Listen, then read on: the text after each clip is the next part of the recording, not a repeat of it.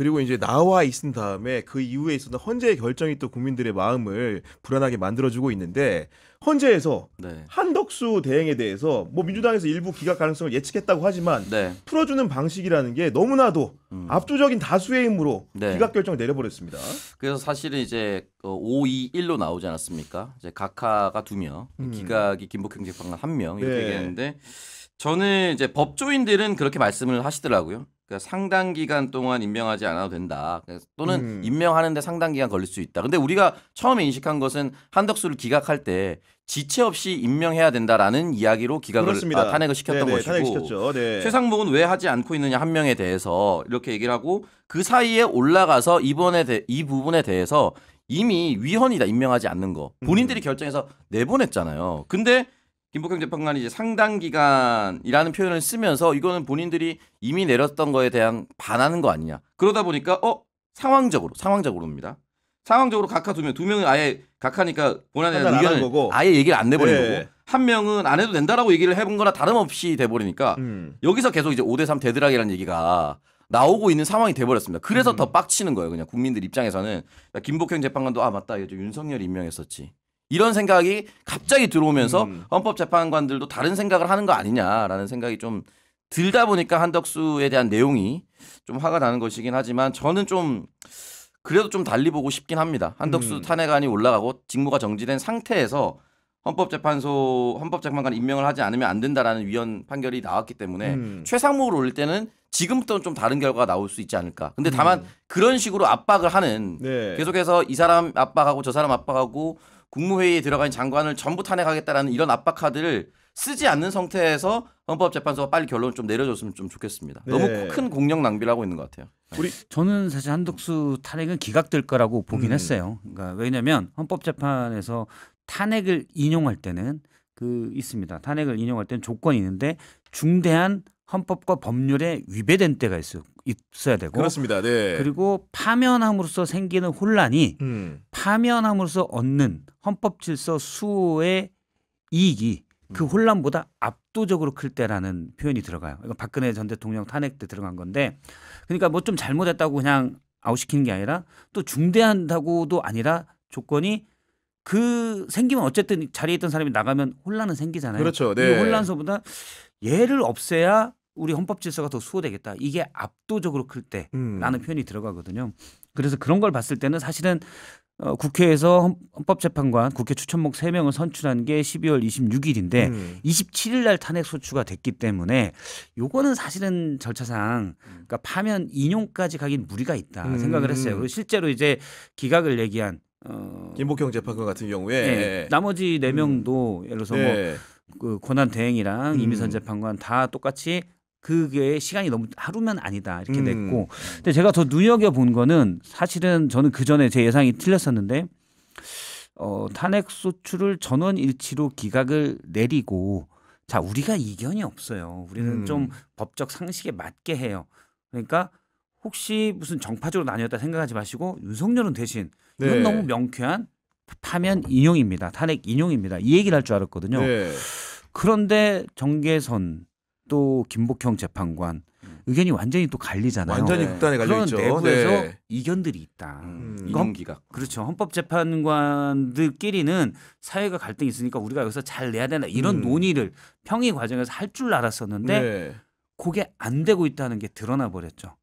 그리고 또 하나 김복형 재판관의 그 기각 얘기에 그 부분이 전 눈에 거슬렸어요.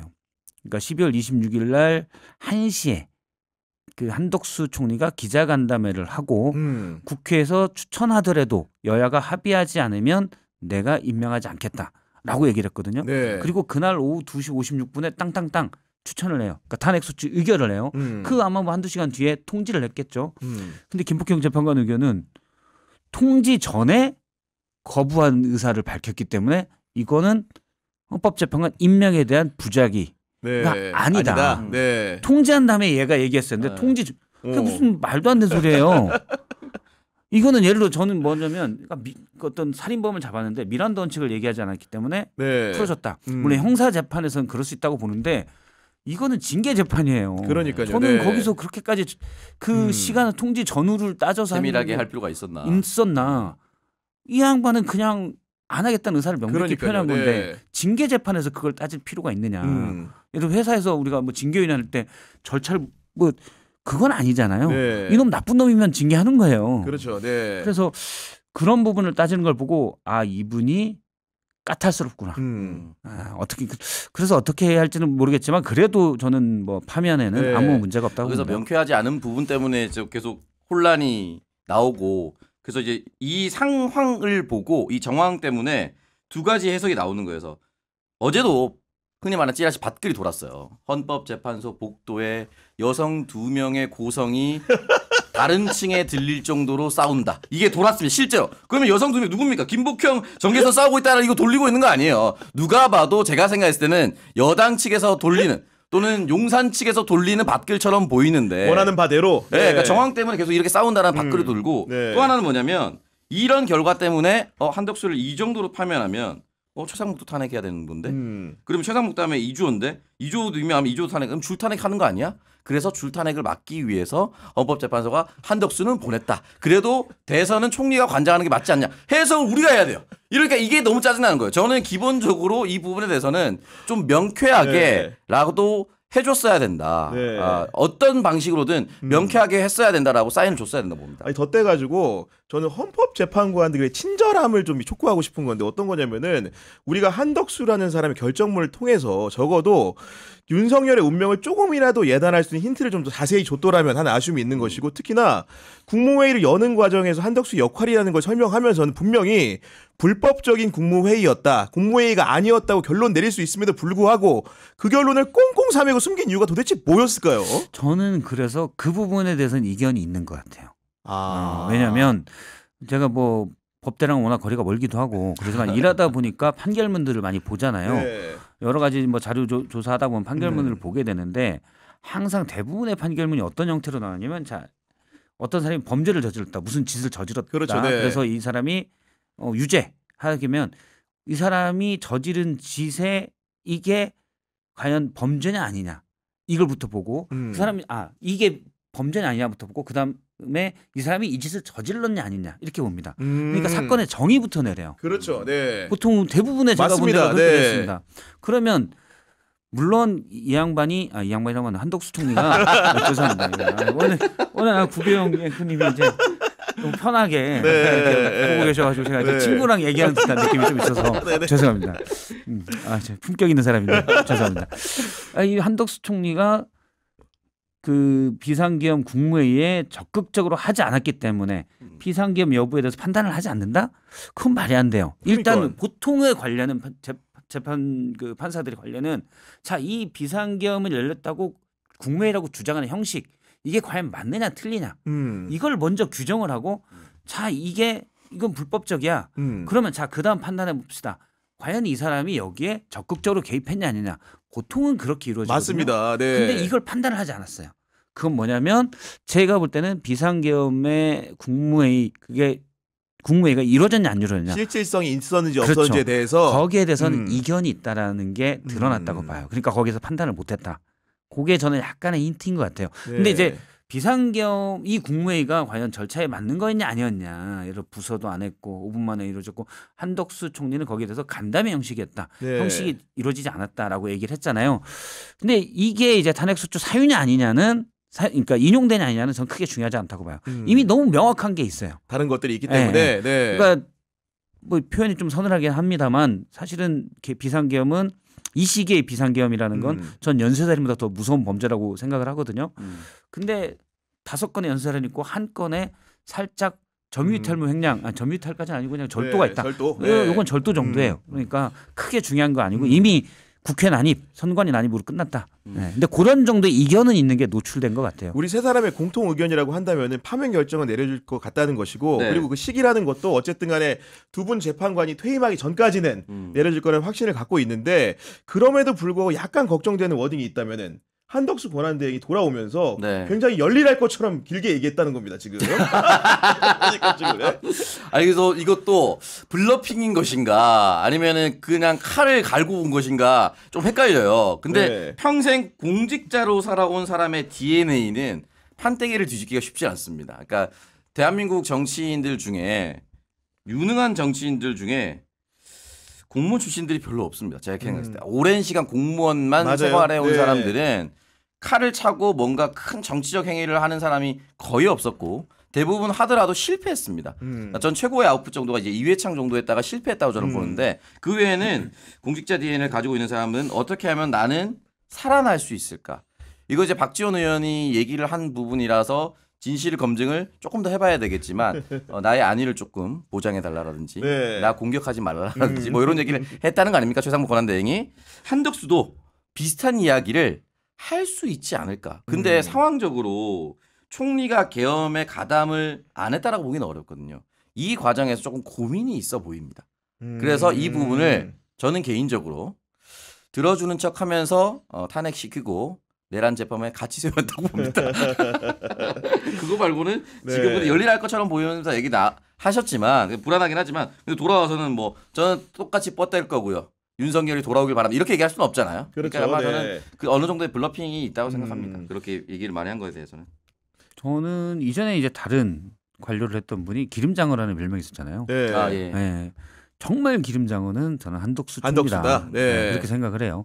이분이 1970년에 처음 공직을 시작했는데 지금 2025년까지 하고 있잖아요. 아 진짜 공직자들이 폐쇄 이분을 완전입니다, 모델로. 완전히. 예. 네, 저는 이분은 외계인이 쳐들어와도 살 사람이라고 봐요. 살아남는데 아주 탁월한 재능을 가지고 있다. 그런데 모든 공직자들이 이분을 롤모델로 삼으면 안 된다고 봅니다. 살아남기만 해요, 본인이. 그래서 몇 분 저는 뭐 한덕수 총리를 개인적으로 잘 모르지만 아는 분들 얘기를 들어보면 아 그냥 힘센 데 가서 정권이 바뀌어도 네. 아주 잘 버틸 수 있는 분이다. 이분이 된 다음에 한 말이 있어요. 그게 뭐냐면은 다시 돌아온 다음에 좌우가 협력해야 되고 좌우에 치우치지 않고 맞아요. 앞으로 위로 나가겠다. 그렇습니다. 그건 뭔 말이냐면 좌나 우 쪽으로 보이는 일은 절대 하지 않겠다는 얘기예요. 아. 그러면 좌우가 협력해서 답을 내주지 않는 한 난 그건 하지 않겠다. 그러니까 헌법재판관 임명 안 하겠다고 선언할 때랑 똑같은 얘기예요. 그렇네요. 네, 네. 그러니까 정파적으로 한쪽 편을 드는 것처럼 보이는 일은 난 하지 않겠다라는 난 네. 선언이라고 보고 그래서 그냥 나는 예를 들어 통상이든지 뭐 이것만 하겠다. 네. 절대 정치적으로 그건 뭐냐면 근데 필요한 일들이 있잖아요. 그냥 중간만 딱 가는 게 아니라 좌든 우든 어느 때는 어디가 맞고 선택을 해야 되는 상황이 있는 겁니다. 가야 될게 네. 있잖아요. 우가 맞을 때도 있겠죠. 좌가 맞을 때도 있습니다. 그러면은 공직자라면 그 길을 따라가는 거예요. 이쪽 저쪽에 내가 편드는 것처럼 보이지 않겠다. 그렇게 형식적으로는 보이지만 결과적으로는 뭐가 되냐? 헌법재판관 임명도 하지 말라. 일단 이 상태에서 모든 걸 스탑하고 주장하는 우 국민의힘 편을 실질적으로 들게 그러니까요. 되는 거예요. 아니, 말씀 들어보니까 진짜로 한덕수라는 사람은 지도자라기보다는 그냥 행정가 스타일이다. 네. 그런 생각이 좀 많이 드는 것이고 한덕수 기각을 통해서도 우리 국민들이 일부 불안을 느꼈다고 한다면은 저는 사실 이 결론이 더 쇼킹했는데 김성훈 경호처 차장 아. 영장을 예. 그 검찰이 앞에 꺾은 건 그런가 보다 하는데 법원도 꺾었습니다 이게. 이거는 전방위 로비를 하고 있다라고 얘기를 아까 전에 네. 대통령 조용히 시킨 사람이 전방위 로비를 어디선가 하고 있다라고 생각이 좀 들고 검찰은 사실은 이제 이미 한번 사인이 나오지 않았습니까? 즉시항고 포기를 하면서 신부전 검찰총장을 비롯해서 검찰의 네. 수뇌부 누군가는 적어도 비화폰을 받은 사람은 내란 주임부 종사자라고 강하게 의심될 수밖에 없는 그런 사람들이 사법부에도 있었지 않았을까라는 의심을 네. 가능케 하는. 그러니까 누군가는 그렇게 얘기할 수도 있어요. 지금 내란 수괴급 또는 이제 내란을 진두지휘한 사람은 어차피 대통령이고 국방부 장관이고 국방부 장관의 친구인 노상원이고 뭐 이런 식으로 얘기하기 때문에 김성훈은 상관없다. 이렇게 얘기하실 수도 있지만 그렇지 않죠. 그렇습니다. 네. 혐의점이 다 드러나는 사람들은 동일하게 처벌을 하고 다 잡아 들어가야 됩니다. 근데 지금 하지 않는다라는 것을 보았을 때는 법원 내부에도 심우정 같은 사람이 있다라고 볼 수밖에 없다라고 생각이 듭니다. 네. 아 근데 이 부분에 대한 수사가 중요해요. 아까 설명을 해주셨지만은 김성훈에 대한 수사가 내란죄 여백을 밝히는 쉽게 얘기해서 이 국무위원들이 여러 가지 연결 형태라든가 더 나아가지고 김건희 여사가 어떤 일을 했는가도 밝힐 수 있는 키였기 때문에 그렇죠. 김성훈에 대한 신병 확보가 너무나 중요했거든요. 근데 이게 꺾인 겁니다 지금. 그거는 이제 저는 일단 법원의 판단은 존중을 해요. 하되, 예. 네, 저는 요건 늘 붙여요. 안 붙이면 혼나니까. 의뢰멘트. 네, 이제 접두사처럼 쓰게 됩니다. 법원의 판단은 존중하죠. 근데 저는 처음에 저 뭐 계속 경호처의 그 김성훈, 이광우의 문제점들을 계속 지적을 여러 네. 방송에서 해왔고 그런데 약간 검찰이 제대로 수사하지 않았기 때문에 애매한 부분이 있었어요. 왜냐하면 혐의는 일단 특수공무집행방해와 직권남용이잖아요. 그렇습니다. 네. 그런데 또 비아폰이나 여러 가지 관련된 것은 내란 혐의예요. 맞아요. 그러면 증거인멸이나 이런 것에서 이 부분은 사실은 직접적으로 영장에 적시된 것과 혐의에는 보조적으로 되지 주는 아니거든요. 그렇죠, 그렇죠. 그러니까 네. 그 문제가 법원 판단에서는 약간 있을 것 같아요. 그래서 제가 계속 얘기한 건 경호처 수뇌부가 아마 내란에 직접적으로 관련이 있을 것이다. 그 증거는 뭐 이 보도도 됐지만 당시에 내란이 일어날 비상계엄을 네. 하는 날 그때 본관에서 국무회의 형식을 띈 회의를 할 때 그 회의에 있던 기존의 본관 담당 경호처 직원들이 바뀌어요. 이광우가 바꾼 거예요. 비밀이 새나갈까 봐. 2시간 전에 바꾸고 이런 네네. 게 있거든요. 그리고 관련된 자들을 기록을 안 하고 그냥 통과를 시켜요. 그러면은 이분들이 알고 있었을 가능성. 그리고 비아폰 불출에서 어떤 문제가 있어요. 이거 수사가 들어갔어야 됐거든요. 맞습니다. 네. 안 들어가다 보니까 이 부분을 빼고 하다 보니까 증거인멸이나 구속시키기는 애매한 거예요. 그럴 수가 있었다. 그렇습니다. 그래서 저는 네. 그래서 이 부분에 대한 내란죄 수사도 들어가야 된다. 근데 그게 안 들어갔던 것 같고 그리고 초기부터 했으면은 사실은 특수공무집행방해에서도 충분히 증거인멸 우려나 이런 게 나올 텐데 그런 것들이 좀 적게 평가됐다. 나중에 네. 검찰이 영장을 3번이나 반려하면서 이거 웃기잖아요. 특수공무집행방해인데 이미 공모가 집행됐으니 없다. 아니 그러면 뭐 죄진 다음에 이미 끝났으면 얘 구속시킬 필요 없어. 이미 얘는 범죄를 저질렀잖아. 뭘 네. 굳이 구속시켜. 이 논리거든요. 말이 안 되고 특히 문제가 되는 거는 대부분 저런 게 나오거든요. 주거지가 안정돼 있다. 네. 이게 도주료였고 어디 그렇죠. 특정된다. 네. 주거지가 안정. 그래서 이거는 정말 바뀌어야 되는 게 우리나라 영장 발부율이 70%가 넘습니다. 근데 대부분 누가 주거지가 불안정. 서민들은 대부분 주거지가 불안정한 사람들이 좀 있어요. 물론 범죄인들 중에서도. 네. 이 사람들은 무조건 다 구속인 거야. 근데 뭐 높은 놈들은 대부분 주거지가 안정돼 있어요. 그렇죠. 주거지가 네. 몇 개 되는 데들도 있어. 집이 몇 채면. 그러니까 얘네들은 주거지가 안정돼 있다고 하고 영장 발부가 안 돼요.